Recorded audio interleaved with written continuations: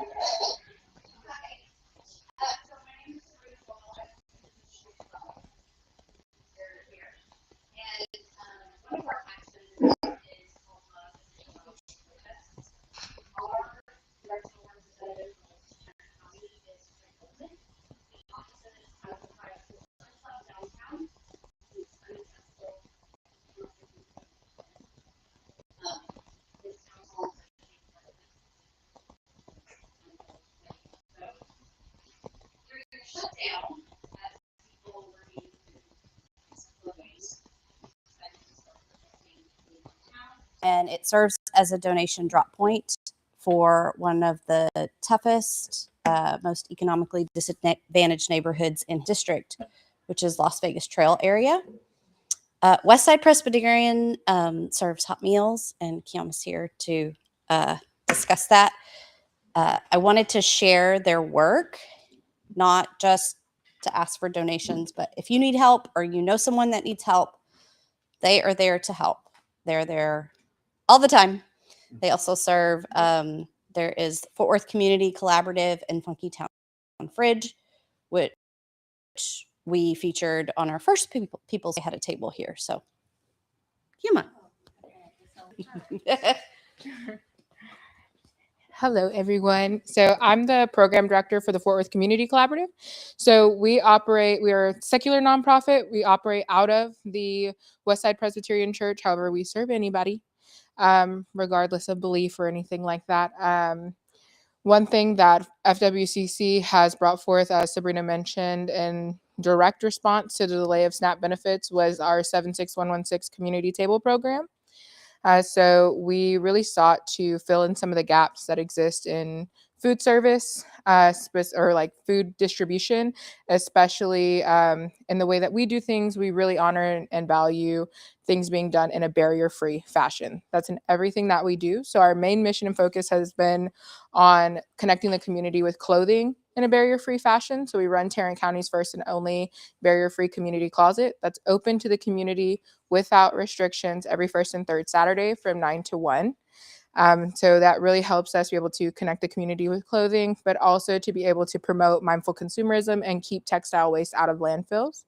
But with our 76116 community table program, we are feeding people right now, actually, at 8700 Chapin Road with a meal kit distribution from 6 to 8 p.m. every Tuesday. We do a hot meal every Friday, and then we do a hot breakfast every Sunday morning.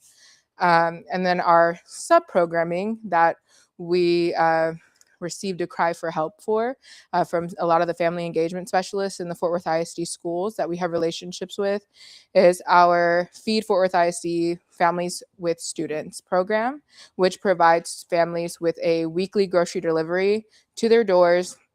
It is also still barrier free. There's no like reporting requirement. So a lot of the families that we're serving right now are those that are undocumented or otherwise would greatly fear asking for those resources directly from the school. Within those bags, it's a shelf-stable bag with accessibility in mind so that all of the breakfast, lunch, dinner, snack items can be put together by members of the household of a varying ages, because we have a lot of kids who are coming home and feeding themselves. And that is the program that we do need a lot of support for. I'll be super candid. So if you guys are ever in a place where any of you would like to donate, like to work with us to deliver those bags, or you want to support that effort in any way, please feel free to reach out to me. But also, if you know anybody who needs those services, whether it's the clothing, whether it's the food, we really like to say anything that goes in or on your body, we have it and we will give it away for free. So please feel free to reach out to me or us through our pages at any point in time. I'm here all night.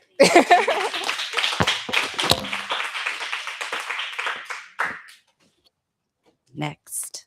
All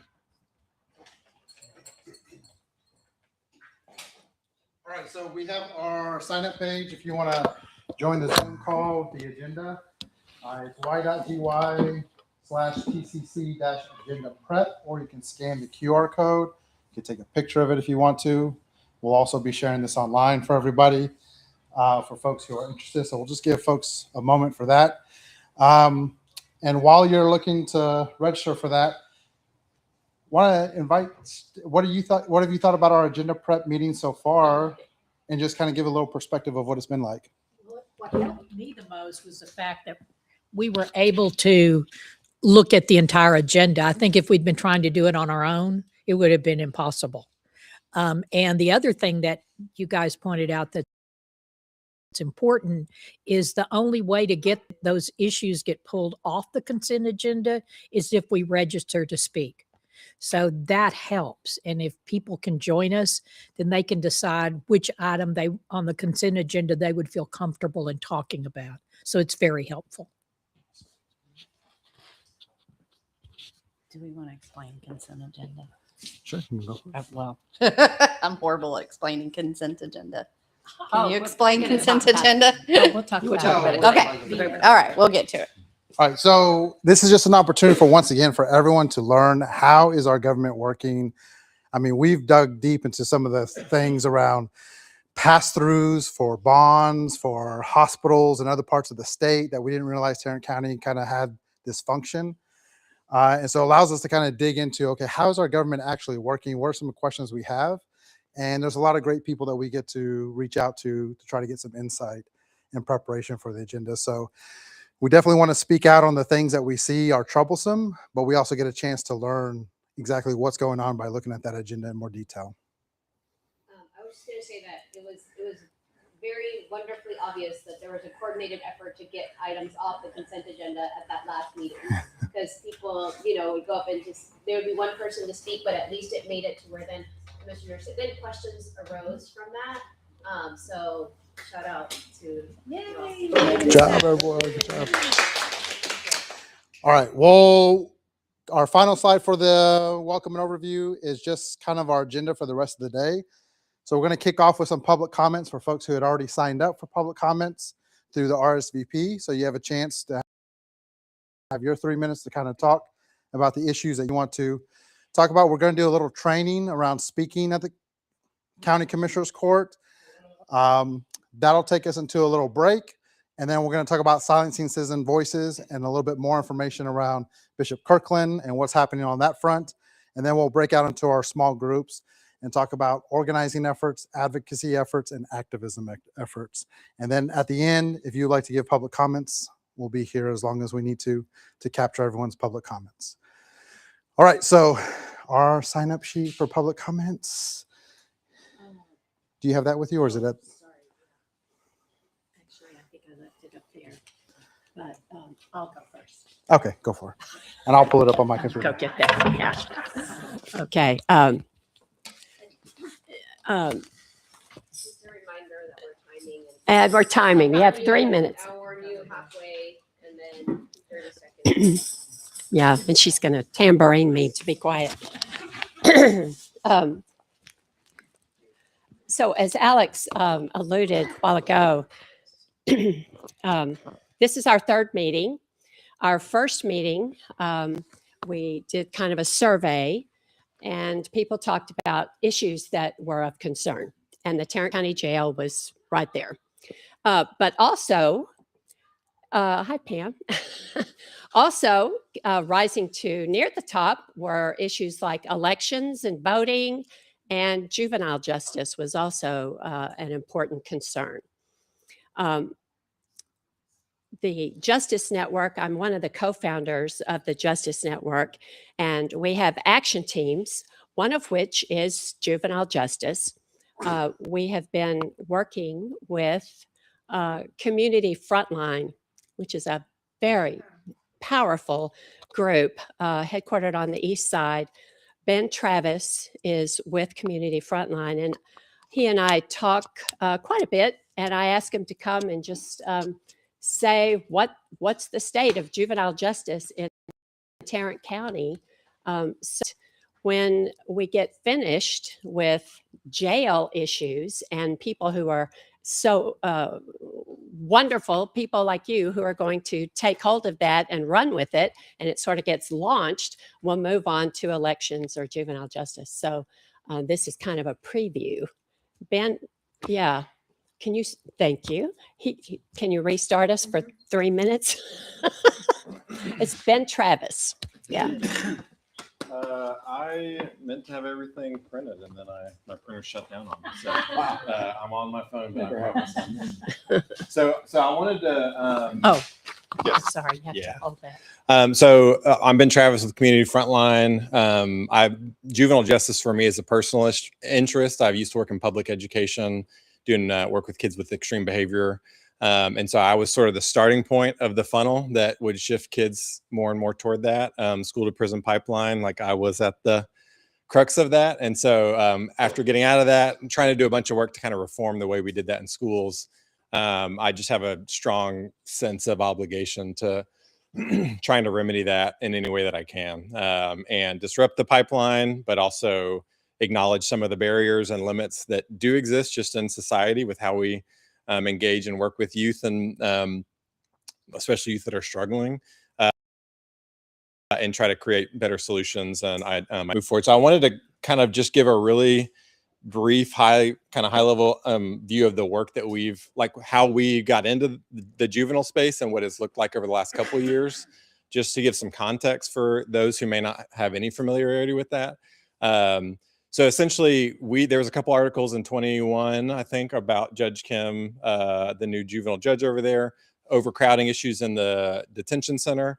And that all sort of had culminated in a lot of interest within our group to understand more what was happening. Is that the 1 minute left? And so we have we spent a lot of time basically going to the juvenile justice board meetings, which is kind of the commissioner's court equivalent of who oversees that entity, and then doing court watching. So those two areas gave us a lot of insight into how the system works, who's making the decisions, how much discretion the judge has to determine which placements kids go to, but also which programs they have available to them. And so all of this kind of helped us to understand the problem and see the scope of the problem. And it's massive. The overcrowding is a huge problem. Right now, the rate of commitments to the state of Texas is a huge issue. We're leading the state. All the counties in Texas were double the next highest county. So we are definitely contributing to the problem in that sense. And just to give frontline positioning, where we're at right now is we're trying to launch 2 programs. What we've heard from the families we've engaged with is they don't have support. So when the families aren't supported, they don't know how to support their kid through the process, but also they don't know what to expect of the attorney. They don't know what to expect of the judge. They don't know how to drive change internally within their family system. And so that's our little sliver of the pie that we're trying to now take some ownership over, is supporting families through family roundtable opportunities where families can get together, talk about their experience actively in the courts and troubleshoot with various ideas. And then individual family advocates or support. So we'll assign a family an individual as they go through their court case. They'll have the opportunity to work with that person who can connect them to resources. Is that my 90 seconds? So that's just to give, I'm trying to kind of capture what we see the problem as, which there's tons of there's flagrant civil rights issues. There's the way that the families are being engaged with. There was a complaint against Judge Kim regarding the way that a family was initially just engaged with, but then that quickly turned into the judge detaining the parent and a 12-year-old child that was not part of the case. So that got, again, a little bit of media, but mostly like these things are just happening, effectively behind closed doors. It's an open court. Anyone can go watch at any time. It doesn't take many visits to see on their best behavior, just to see that this is not a system that's working to get families connected to resources and actually rehabilitate youth. So one last point to clarify is the juvenile court, unlike the adult court, the juvenile court has a twofold purpose, which is to rehabilitate the youth and provide community safety. So they've got this kind of charge to rehabilitate that is often not being adequately utilized. They're not leveraging the services. And then we have sort of the juvenile board quickly over the last couple of years, especially stripping away quality programming, access to services and resources. And so there's kind of the spider web is great, just like it is with the adult jail system, but really just trying to find ways that we can get invested and looking for individuals that know this system or understand the system better than me to help us kind of be more informed in how we approach that. Yes. Sorry, I had a question, raise hand? I don't know what to do with that. Have you ever looked into when Kim got busted having a poker party? Mhm. Okay, I was gonna make sure you're aware of that, Mhm. and along with some other constables, and obviously one took the fall Mhm. so that he could stay, which it should have been immediately. They should have voted on the commissioner's court, during the Whitley era to get him out of there. It should have been automatic. But one of the constables took the fall for him. Which is crazy to try to take these kids and send them to Brownwood, which is where they go most of the time. And you're in there having you're drinking inside the chambers, which is a misdemeanor AR, that's jailable, and then you're outside smoking out on the premises, which that's another issue. So for him to do that, and hypocrisy is crazy to me. And then the other side that Kim doesn't see is that he don't care about the socioeconomic status. You don't know where these kids come from inside households or what they see. Like we see in the community, like I've seen in the community. Mm-hmm. And and he doesn't even take that into account. And there is a video out there where he did with this one, which I don't know how he got away with it on a YouTube. It's still out there, where he berated this one, adolescent female, and said, "You must like being prostituted because it's your third time in my courtroom." He don't understand this. Like you're the one male figure that could have broke that cycle. You could have figured. There's programs out there. I know personally because I've worked in the juvenile justice field. And what did he do? He just berated her on YouTube and sent her back out there to the wolves and then made her through the pipeline. Yep. We want to maybe hold comments on Yeah. comments. Sorry on about now. that. I wasn't sure how to handle that raised hand, so I just went for it. All right. Thanks so much. Yep. man. Next up we have William Marks. Wanted to make public comments? Okay.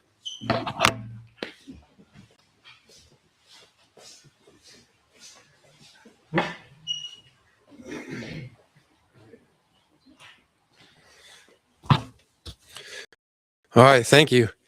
Hi, folks. I'm Marks.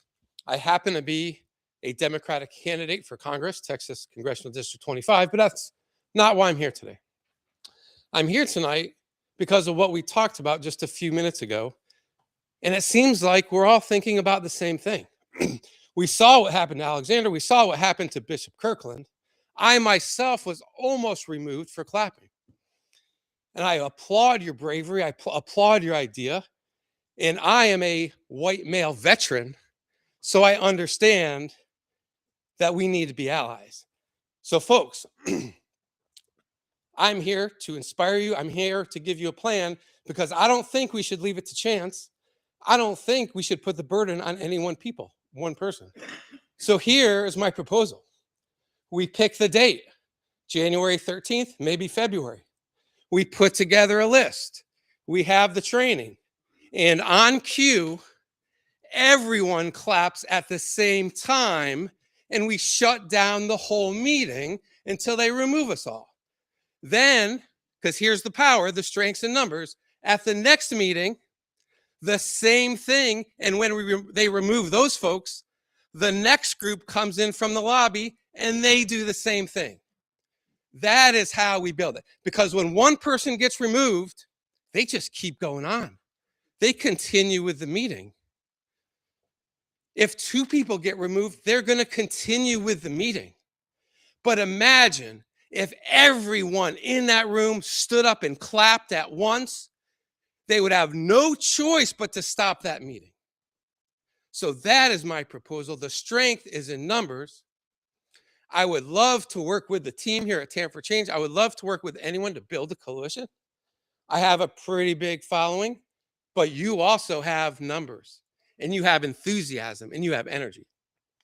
So folks, please get in touch with me any way you can. I would love to join together, but as an ally, we cannot leave it to chance. We cannot leave it to one person. We've got to do it together. That is my proposal.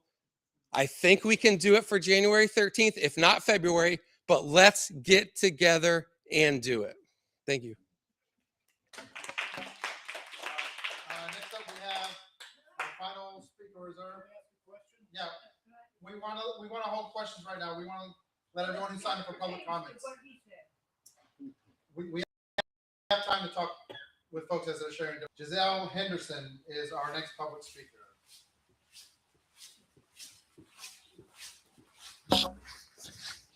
Good evening, is this working? Hello, hello. For the live stream. Y'all can hear it? Okay, cool. Okay, good evening, everybody. My name is Giselle Henderson, and I'm a completely transparent person. You tell one lie, you got to tell another one. I'll start this with saying that I used to be a criminal, okay? I never had a goal to hurt anybody, but I didn't see how to foster growth through a job that paid me $7, $8, $9 an hour. I've since got my life together, and my goal now is to bridge the communities, bring the people that don't look like the people in this room to this room so that we all can gain an understanding from each other. All right. That being said, all I can do is share with you guys my story.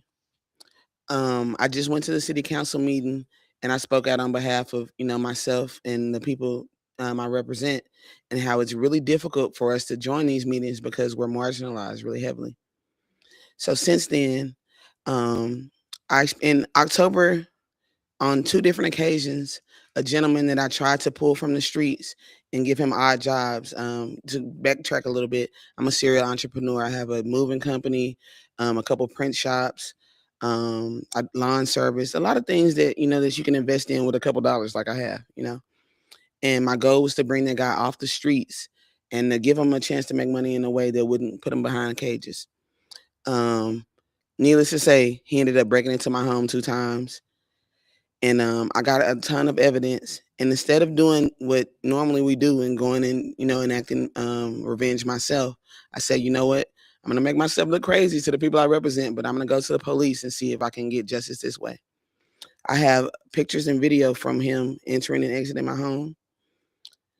Okay, let me speed this up. Long story short, okay, just a couple days ago, I went, I've been talking to detectives about, hey, what can we do to get this guy off the streets? I don't want to get him off the streets because I'm going to go to jail. So I asked him, hey, what can I do? The next day, the guy spoke with a mutual friend of ours, and they told me where he disposed of some evidence that pertains to the case. So I went there, and I found the evidence in the case. I got video of it, and I called the detective on the case and asked him, hey, can you get here and collect this evidence? He told me, of course, you have to just make a call, and if they get to you, they get to you. I told him, hey, it's trash day. We got about until this time. I have to pick up my kids at this time. Is there any proper chain of command that we can do? And he shut me down. I recorded the call. I called him again on Friday and said, hey, is there anything that we can do? He said, okay, the only thing that I will do, if you can find some credible witnesses, the guy lives on the south side in Pilgrim, in Valley at Cobb. I don't know what you consider credible. I'll do my best.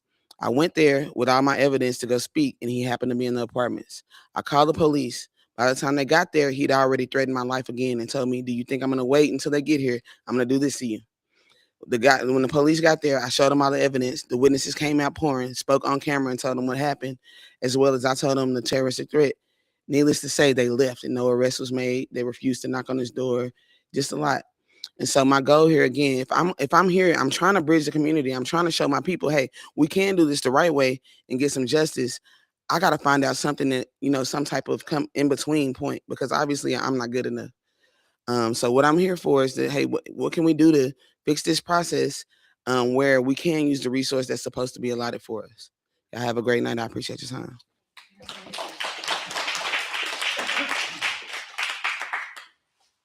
that takes us to the end of this public comment section at the beginning of the meeting.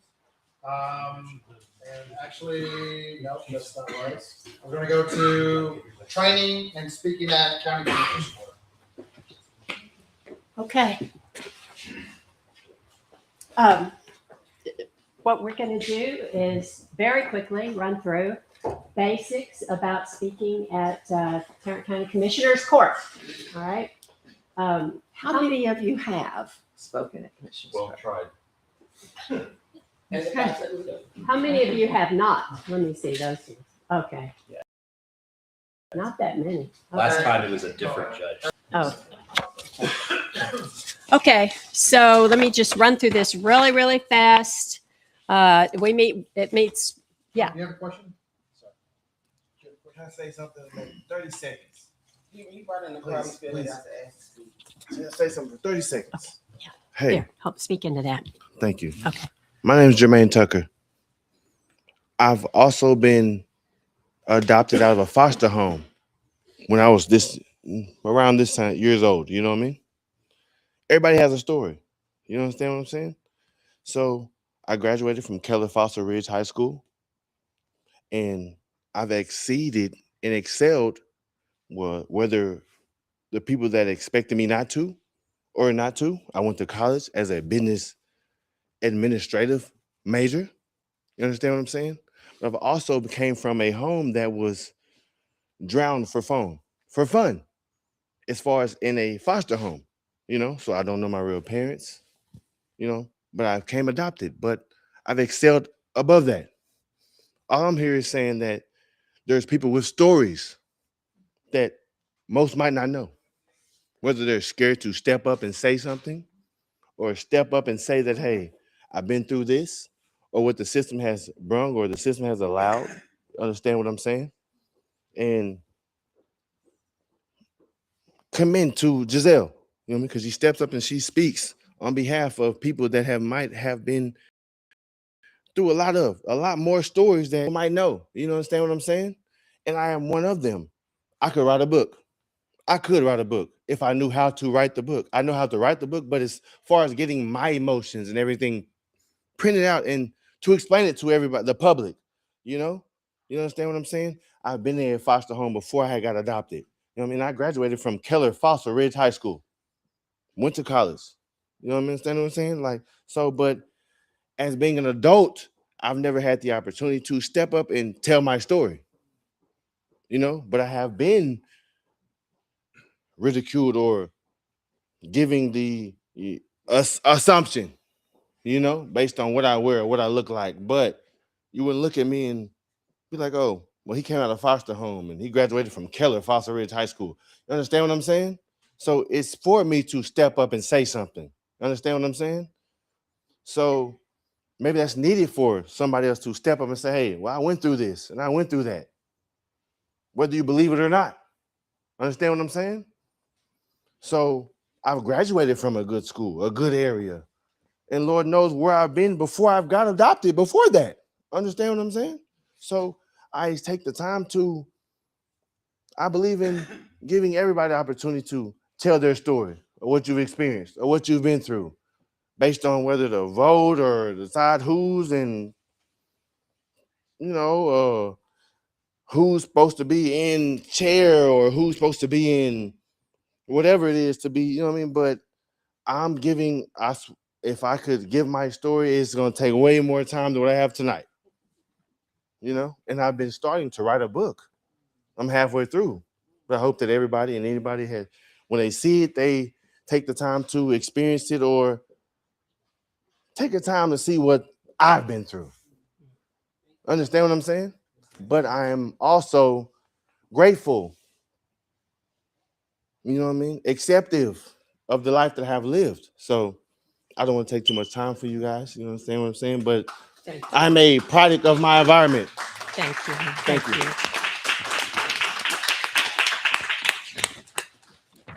Thank you. We just wanted to give you some basic information about the Commissioners Court, when it meets, where it meets, all that kind of thing for people who've never been there before.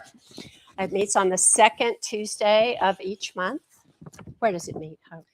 It meets Area. in the County Administration Building, which is at 101 1 East Weatherford. GK Manius Administration Building. It's across the street from the main old courthouse. And Okay. parking, county parking is a block farther east.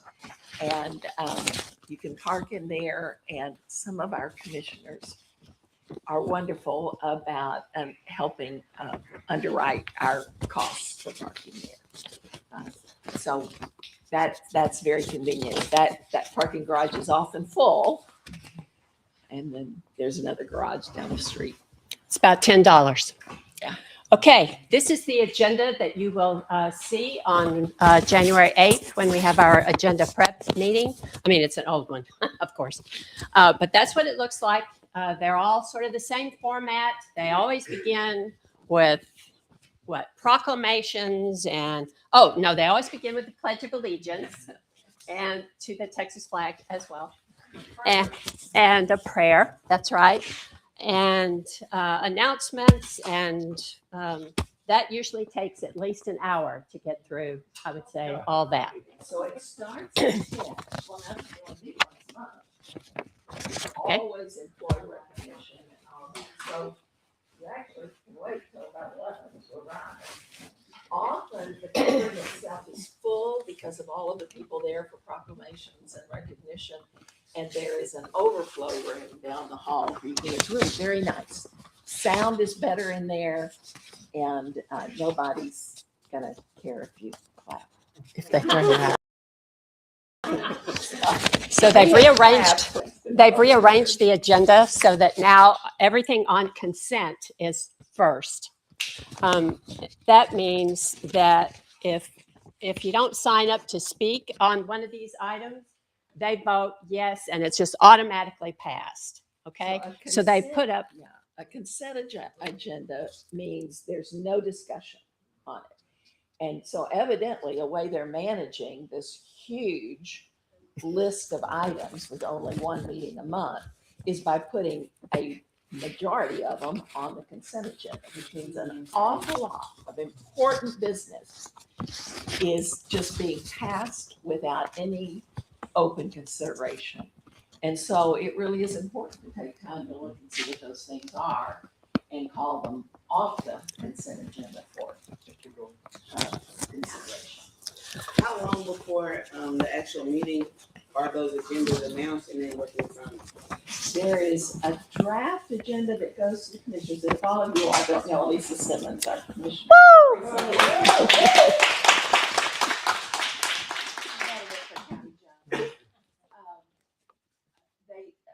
The draft agenda comes out on Wednesday, and we can get a copy of that, and that's why on Thursday evening, we're doing this training on the agenda. The official agenda comes out Friday. They now have a thing you sign up, and they just automatically sent you the agenda. It was not the draft agenda, it was the agenda that came about Wednesday. Oh, okay, good. Yeah, they notify you when it's available. So, and where do you sign up? Well, when you sign up to speak, there's a place would you like to have the agenda sent to you regularly, and you pick that up. Cool. Yeah, very So good. that's very helpful. Okay, so scroll down through here, and when it's the real one, you'll be able to click on the agenda item and sign up to speak on each one. Okay, each one that you want. So long, I accidentally hit the scroll bar in the wrong spot, and I ended up all the way down. So that's why y'all see me scroll. Yeah, So much. Is that not clickable now? I don't know. I don't think so. I don't know if we have the, yeah, when you look at the agenda, there are different versions you can pull up. There's a print agenda that just doesn't have any hyperlinks. But the main agenda has hyperlinks, and you can see any attachments that are provided here. And sometimes there are no attachments, no explanation, no information whatsoever. And the commissioners What? That's what they'll do. Yeah, you can be notified Sign about up it. for it. Yeah. Okay. We'll also have the Zoom session Yeah. Thursday before the Tuesday's meeting to kind of walk through and make sure everyone has access and is signing up, needs help with that kind of stuff. If you know, you still don't feel like you're comfortable doing it on your own. So that would be very helpful, I think, for people to come to that meeting. Okay, any questions on that? Yes, sir. You had mentioned that you've got time, you come in a little bit late, but make sure if you want to speak though, you have to sign up within a certain amount of time You have to sign up by 5 p.m. on Monday, on Monday. the day So if you before don't the do that, meeting. it doesn't matter how early or late you get there, you're not speaking. That's right. Thank you for that. Yeah. Okay. I also wanted to let y'all know that the jail has a dashboard. Dashboard is a public-facing information about how many people are in the jail, what they're in, how many people are there for homicide or whatever the charge is. And there's a gender breakdown. Do you have that? You can pull it up, Alex. Very good. Yeah, it's on down toward the bottom there. Oh, no, it's not.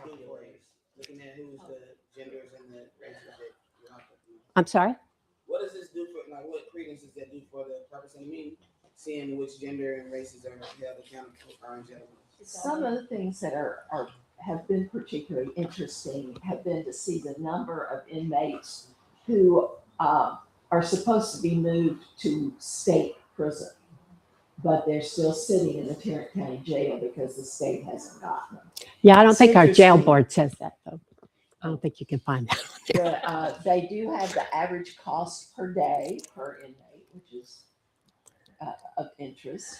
And the average time in jail, 111 days. Yep. Which is longer than a sentence for some of the offenses that people are in jail for. So the Tarrant County Jail, the main one is the Lou Sterrett Justice Center there on Belknap, I believe. Oh, I'm sorry. I'm sorry. Okay, sorry. And then there's 3 or 4 other buildings where they housed Lon Evans. That's what I was trying to think of. Yeah. I know a lot of people that were there. Lon Evans, Okay. Green Bay, Belknap, Tim Curry. That's right. Yeah. The sheriff is an elected official. The Tarrant County Commissioners Court can't really fire him except for extreme malfeasance or something. But they do have power over him with the budget. They set the budget. So He has refused to come to give any briefings at Commissioners Court. That's So common. no respect When for the the green is commissioners, really no big, it's no common. respect for citizens. yeah. Anyway, that's just a very broad over, and you can find out a lot more if you come to the agenda prep meetings on whatever day that is, Thursdays. Yeah, Thursdays before. We also have one on Monday at noon that the Justice Network does. So, any questions? Suzanne? Are you gonna be reduced to 1 minute from now on because it's so long? That depends on how many people sign up to speak, not Still the 3 minutes length of the unless agenda. more than 25 people have signed up to talk on a topic. If it's more than 25, it goes down to 2 minutes. And if it's But some, if they more than only that, meet once a month, it's probably gonna be more than 25. well, but that's per topic. Oh, per topic. Okay. Per topic. Yeah. Yeah, I didn't really have a question. I just wanted to kind of highlight something that's super important about having access to things like this. Like having access to that demographic data is super important for us because even whenever we don't like the numbers, which obviously we don't like the numbers like that we're seeing, it's so important to be able to have that opportunity to get ahead of your conversation. And whenever you're going and speaking at these, at these public official meetings, having demographic data like this helps you to be able to inform your conjecture. Is they're looking to circulate the same talking points over and over and over again. And if you don't know what's actively happening and we're not looking at these things, they are going to regurgitate that information over you and shut you down. Because they always say overcrowding is the reason for all kinds of money. Right. Also, we have to look at the judges too, because we don't have really any good judges. I've worked in the, the correctional field for a long time. And I just say judges just, they don't look and say, okay, wait a minute, let's actually follow the color of the rule along what it really looks like. They're like, okay, let's see how we can manipulate it, make it work for us, and let's just plea them and get them out and say maybe there were some extenuating circumstances in certain cases where, wait a minute, this is not right. Instead, they just feed them through. Now, decarcerating, getting people, having alternatives to going to jail is something that, and I think that shows up on some of your small group items. Mr. Piggyback on what he said, are the judges that are in place informed that these are the demographics? So that when they do go to make sentencing decisions, they do understand that, hey, this is where they're coming from, and they have a chance to get out ahead of it and solve some of the root issues of the graph being represented the way that it is. They could. They know about it, they just don't care. And I was trying not to say it. I will say that You have a handout? no, I don't have that. Okay, and then before we go to anything else anything else in the process, I think Sabrina had you on the agenda for? No, but I don't see a lot of new things. So we wanted to talk a little bit about the process of writing what you're going to say. Okay, we haven't done the public speaking part. Yeah. Do you want to But- wait? Oh, do you want to Yeah. go first? Eric, Yeah. and then- Yeah, Okay. let's, Okay.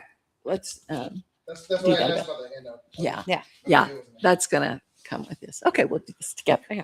Okay. What I wanted to add to the logistical details that you need to know about speaking at Commissioner's Court are just some ideas about how to speak effectively at Commissioner's Court. And, the truth of the matter is I was thinking as I was listening to those of you who've already spoken here tonight, we've got some real good speakers. We could learn some from the ones we heard tonight. But if you've been going to court, you know that there's some speakers that are less effective than others.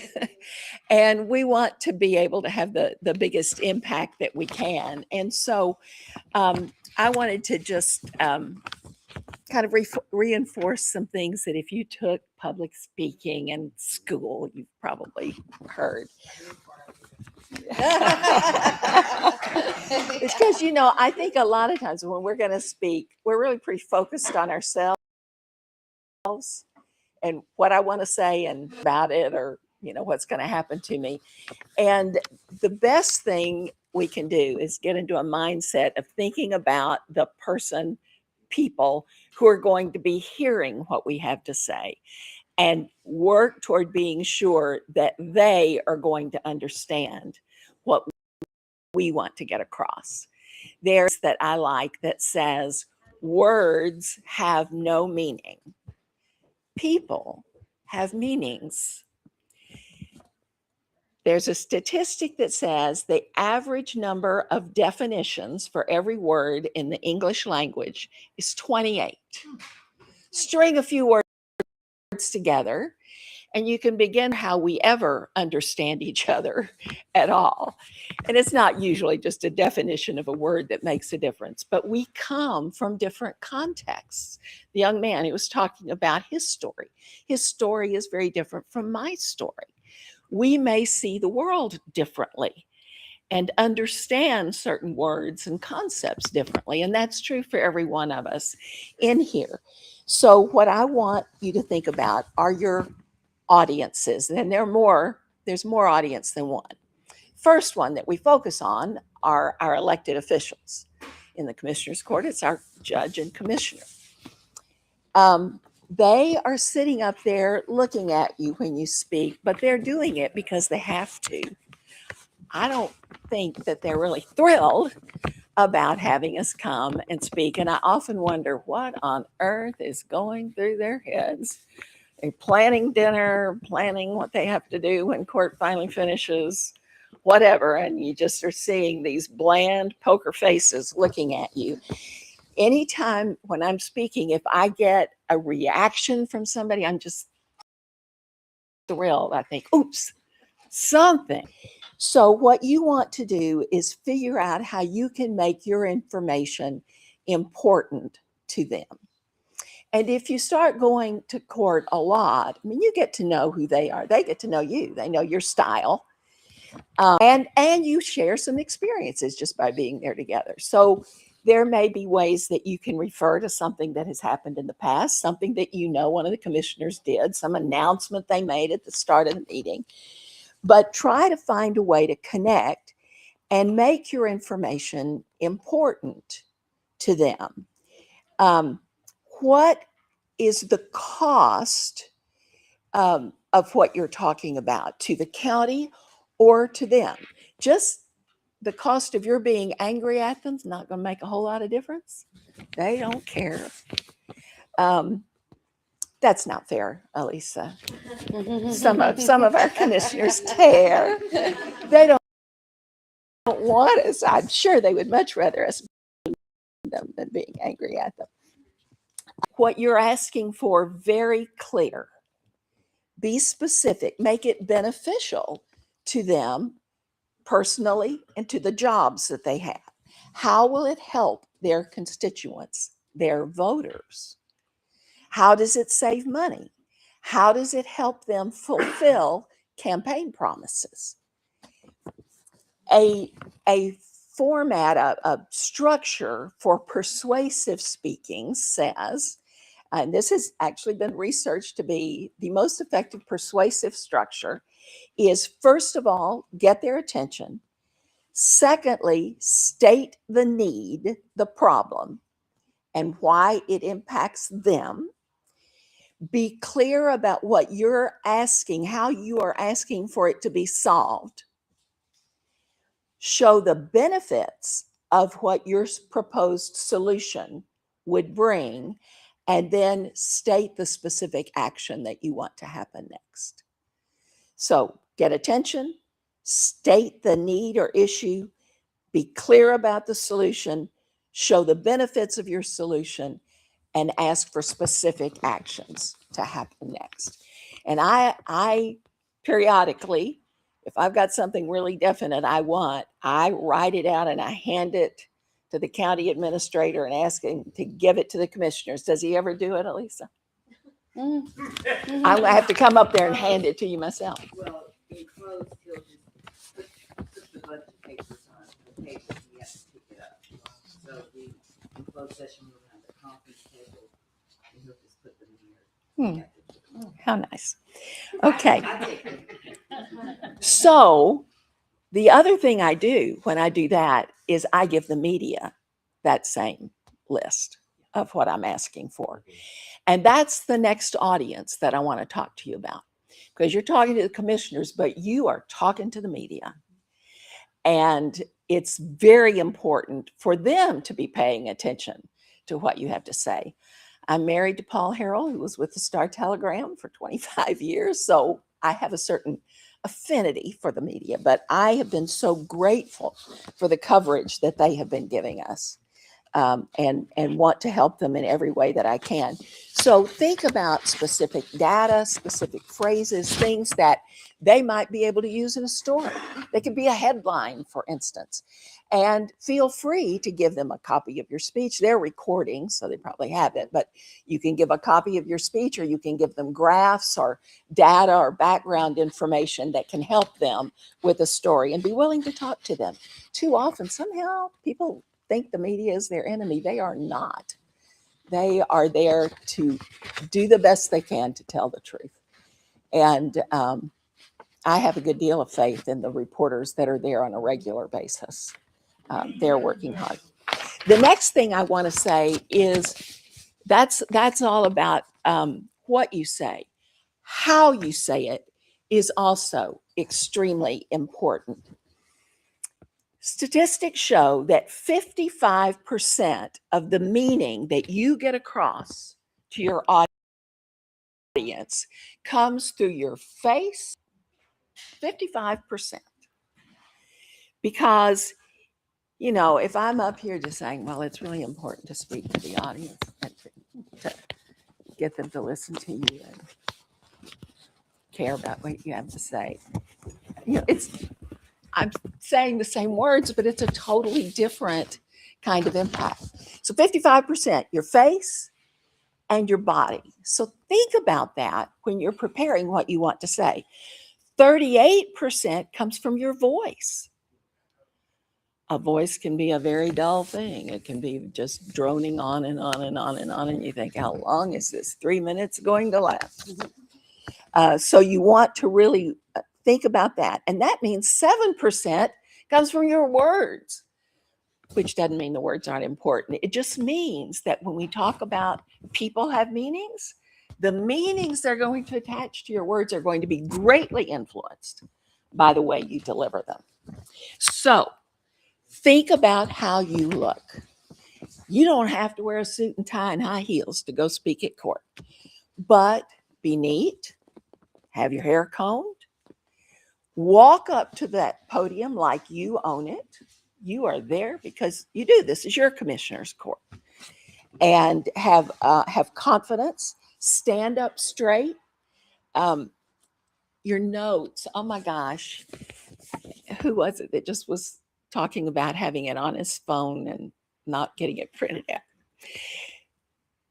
I know it's you all who are much more techie with your phones than I am. I see a lot of people get up at court with their notes on their phones and then the page disappears or the phone goes dead or, you know, and they're scrambling to get to the right place on their phone. Just print it out and have you can work from your phone. And then when your phone goes dead, you've got a backup. But think about how you're going to handle your notes. Eye contact is critical. When you think about what you're going to say, think about which commissioner you're going to look at when you say it. I can think of one speech I gave where I don't think I looked at Elisa or Roderick once because it was the other three that I was really wanting to pay attention to me. And when you make contact, they say about 5 seconds is a good amount of time so that you're not, it's when you're nervous, it's real easy to just kind of do like this and you don't really connect with anybody. Your eyes are just roaming. So really try to connect with somebody, make them look at you when you're talking. And then keep your voice interesting. Variety in your pacing. They say a little faster tests as being more dynamic and more competent. So you can get more words in that way too, but don't go too fast because then they won't be able to understand you. Variety, emphasize the things that are important. Give a pause every once in a while for something to sink in. The main thing I'd say is practice. Practice and time yourself, record yourself and listen to it.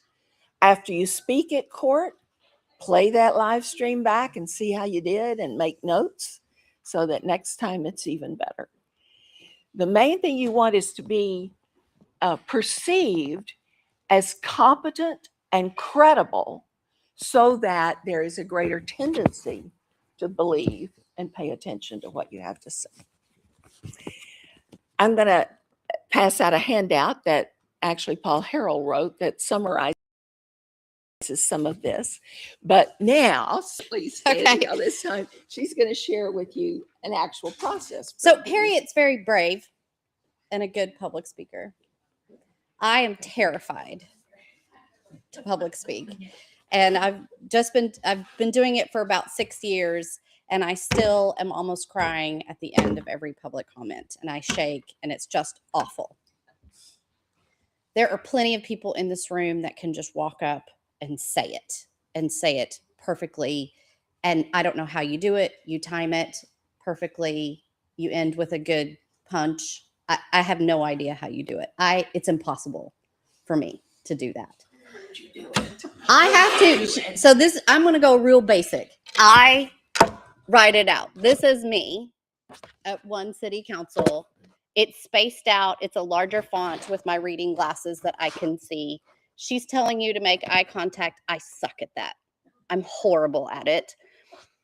But I build myself enough time and look up. I don't know how effectively I do it. I try not to go back and look at myself, even though we're posting it. It's really, really hard. But I think this is a 2-minute. Since we've all been doing this, we rarely get 3 minutes. So I never write a 3-minute. I write a 2-minute because I know it's going to get cut. And 2 minutes gives me a moment to mess up, to lose my space. And all this writing that you see on this page is me writing during the meeting. I look at what people have said. I cross out things that I don't want to repeat. If 10 people have gone up and said the same thing, I don't want to repeat it. And I think this one was they cut me even more. So on the fly, I had to cut it even more. But I try during the day to practice it in front of the mirror or in the car while I'm in carpool waiting to pick up my kid. There's a timer on all our little computer smartphones that you can time yourself. And I try to, when I'm practicing, end with 5 seconds to spare because I'm going to mess up. I'm going to look down and I'm going to lose my place and I'm going to mess up, or I'm going to look at Maddie Parker's face and get mad and mess up. So, and Commissioner's Court even only gives you a minute sometimes. Both times I've spoken at Commissioner's Court, I've only gotten a minute. But in this, I've written something that maybe has some big words. When I practice it, if I stumble over a word, that word is gone. And I put the most simple word I can put in there to replace it, to convey the same meaning. And I don't want to speak too formally because I want to connect. She's talking about connection. I want to connect with people. And if I say too big of words, that's a horrible, I'm not even like, yes. I want to speak conversational. Yes. But this is just super basic. And if you don't have a printer, just write it out. But, and AI is a thing now. I try not to use AI. AI doesn't always get it right. So No, but I do use it when I know there are going to be a lot of speakers on a topic. I write my 3-minute speech and I give it to AI and ask for a 2-minute edit of it. And then I give it the original version again to AI and ask for a 1 minute. And I will tell you the first time I did that, I have a very personal relationship with my Chat GPT. And so it had done, it did the 2-minute thing. And then when I asked for the 1 minute, it said, oh my goodness, we're in elevator speech territory now. And it did that. And then at the end of it, I typed thank you or something. And it said, you're welcome. Maple is here ready to give you 2 minutes, 1 minute, or just a few choice words to make that judge squirm in his seat. Isn't that amazing? But anyway, so it can help edit, but don't ask it to write your speech. And even when it edits, you have to edit again to be sure, because you want your voice being heard, not And it a is robot's. just a machine. It is. yeah. So we got time for a little Q&A.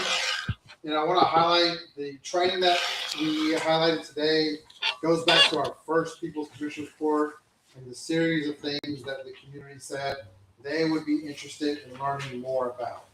And so we're using each of our meetings to try to identify those key things that we can provide within the People's Commissioners Court, or things like the agenda review, which is also a solution that came out of the first meeting. So we're gonna have a little bit of Q&A, and then we're gonna have a break. So if folks want to go to the restrooms are over here on the other side of this wall. We have the People's Potluck that's in the kitchen that you can grab food and snacks and drinks from there. And then we're gonna come back at 7:45, and we're gonna hear from Dr. Bell and a few other folks around silencing citizen voices. So any Q&A before we go into break? Question. How many people pass high school English here? How many people pass high school English here? Okay. How long do people get to make public comments here? Here we have it for 3 minutes. Okay, we got 3 minutes to address whatever issues were ours, right? Approximately how long did you speak to us about how to master high school English? And this is out of total respect because I feel like you have the background to do it. Well, I think it was supposed to be 10 minutes and I didn't time myself and I made it too long. So I like to talk about. Just if anyone wants any background, that's what I'm here for. We get 3 minutes to talk here. We get 2 minutes to talk on certain occasions about the issues that impact us and where we are in the community. But something like, there's something that we all excelled at, or, at least we got past it. Y'all got a diploma. We got 10 minutes of our time. And I think that there's an issue that we need to address and then move forward from. What do you mean, an issue that we need to address, having more time to speak? You have things that you've been through in life that you want to address. You have things in life you've been through that you want to address. You do. I'm here to. We're limited to 3 minutes. Here. Okay. We're limited to, how many minutes did we get in city council the other day? One A minute 30, yeah. So the marginalization, these are who we need to hear from because we are all representatives at whatever end or eye that we come here from. We are going to have small groups in a while that people can, there's no, There's no limit. you'll have Yeah, 30 you can minutes talk to about, talk. yeah. I think one of the opportunities also with our public comments is to surface perspectives from the community so we can make a bigger agenda item based on that feedback and we can allocate more time. So it's not to limit that we don't want to hear from everyone's voice or our time together to help amplify things even more and having more time allocated. So I think, having more time for people's stories and perspectives is definitely something we can look into. That's exactly what my comment was about. My first Q&A, making clear within what I was supposed to be speaking about. But that's exactly what the Q&A provided. Yeah. Can we get some more time? Because 365 days a year, and everything that you experience within those, it's hard to fit them in 3 minutes. Like you said, it's hard to deliver it so that I can transmit the energy I have and make it receptive to everybody else in the room. So that's my whole goal. We get some time to adequately represent everybody in their point of view. Any other Q&A? Thanks. Yes, ma'am. I just wanted to add something to what Harriet was saying about audiences. Another audience is the community. So you're talking to the commissioners, you're talking to the media so that they can amplify what you're saying. But you are, I think most importantly, talking to the community because the community doesn't know what's going on in your life, right? Until you share that. And here you are, you have a free platform on TV with the county commissioner's court or city council or whatever to speak to your entire city, to your entire county. So be thinking about that too when you're making your comment. What do you want to educate the community on? What might they not be aware of? What do they need to know so that they can activate? That's great. I would also recommend, just on your topic of speaking at Commissioner's Court, is not only everything that you mentioned, which is great on your perspective, but Chapter 551 of the Texas Government Code is what governs open meetings. So know that, because if you know that, then you know what you can do and you know what they can't do. And you also know what they're supposed to do. So Chapter 551 of the Government Code can also give you ideas of what your limitations are and what their limitations are. Right. We probably ought to. Texas Government Code 551. We might want to spend some time on that sometime. Any other questions? All right, we're going to take a 15-minute break for folks to get some food, drink, to mingle, to get to know each other. We're going to call going back at 7:45, so we can have Dr. Bell.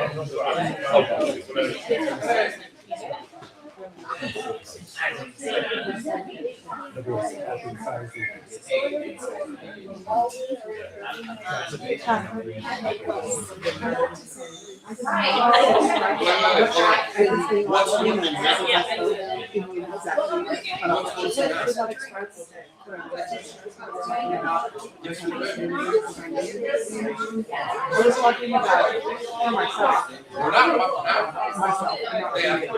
I have to not think about. They can restart it, but stop it. With me to not be thinking about